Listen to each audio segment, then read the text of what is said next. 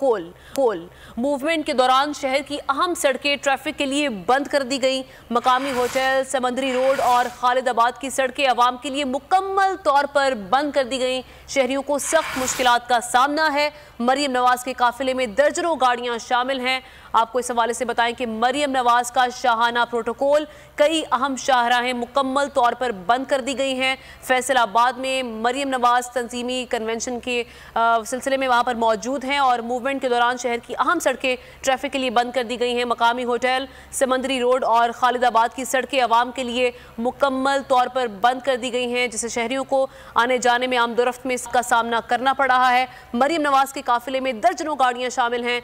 जिस तरह से हम आपको ये मनाजिर भी दिखा सकते हैं, ये मनाजिर हैं मरियम नवाज के शाहाना प्रोटोकॉल की।